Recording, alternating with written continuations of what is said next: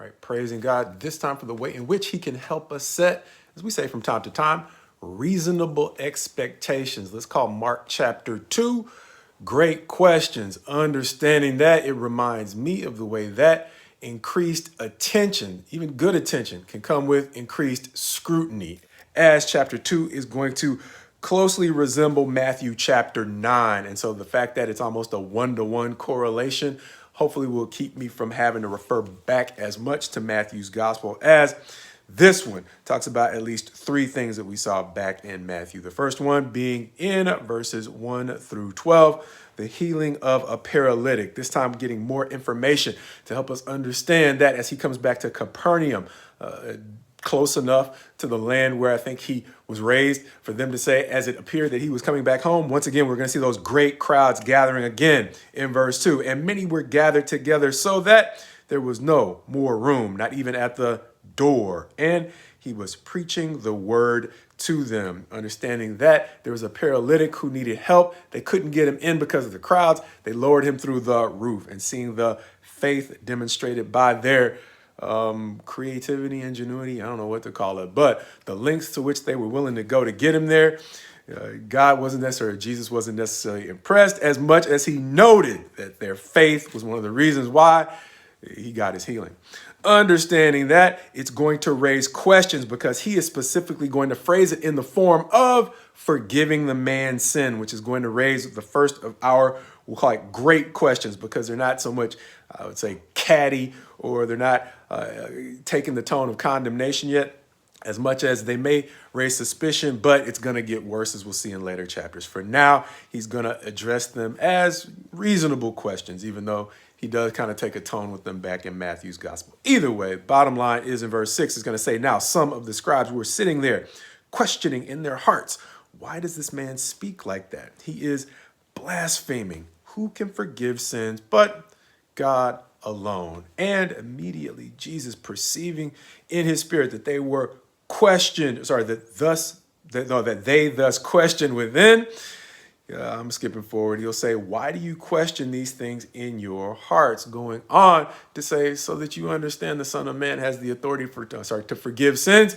He's just going to say, okay, fine, rise and walk. And accordingly, he does. Going on, though, in verses 13 through 17, it's going to describe the calling of Levi. I'll just start it off with a reading.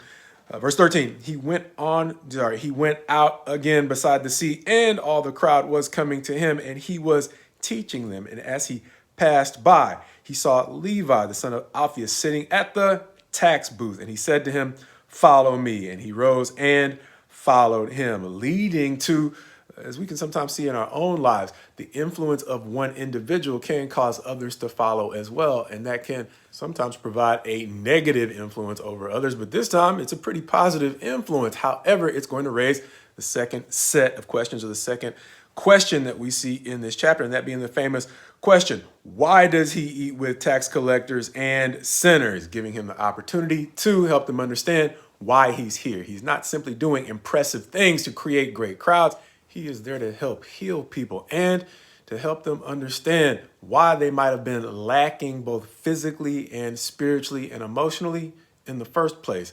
Understanding that the tax collectors and the quote unquote sinners were exactly who he came to help bridge that gap between where they were and where God was trying to help, as we say, get them to be, helping us all try to reach our potential. And so as Mark recounts the events in the life of Jesus, we may be getting the first indications of the distinction between Jesus's perspective and that of the Pharisees, understanding that this question comes from the scribes of the Pharisees, pointing us back to Matthew chapter 23, where we saw Jesus issue the woes, starting them off talking about the way in which the scribes and Pharisees, I think that's the two groups he refers to there, did everything in order to be seen. And so it's quite easy or quite natural to understand why they would be so offended at the thought of being associated with people who were less than in the culture. Whereas that didn't bother Jesus as much as whether or not those less thans genuinely wanted to get better.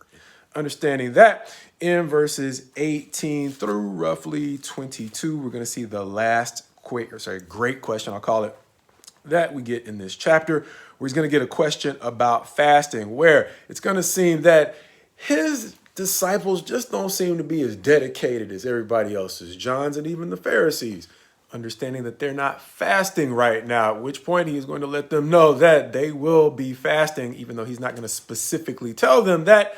It's because he is soon going to go to the cross as the sacrifice for the sins of the people, and they will fast at that time as they are missing their friend, among other things, the one who has led them and prepared them to go on and move ahead in the same work that he guided them in as apostles.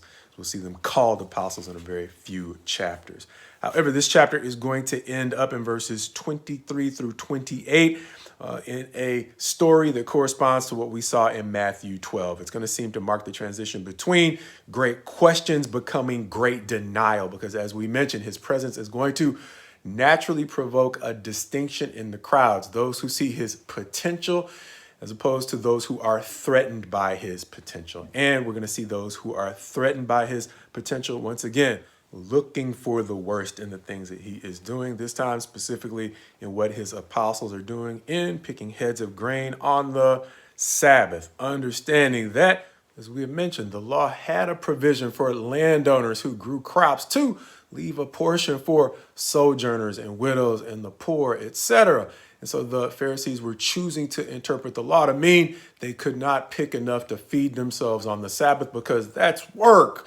What Christ is helping them to understand is, the law aside, even if they are technically violating the law, there is a component of the law that accounts for mercy, reminding them that when David was desperate, he was forgiven for eating the bread that was only lawful for the priests to eat. And then likewise, as we see in Matthew 12's version of this story, and as these teachers of the law should know, the responsibilities that the priests had required them to be active on the Sabbath. And that didn't require them, or that didn't make them guilty of violating the Sabbath. And so as they could likewise understand with these people not doing the kind of work that would basically turn them a profit or be considered doing business, they're just doing what's necessary to feed themselves on the Sabbath. And these Pharisees, who I'm sure were quite happy to have other people prepare food for them on the Sabbath without seeing the least bit of problem with that, couldn't see fit to extend the same bit of reason and mercy to these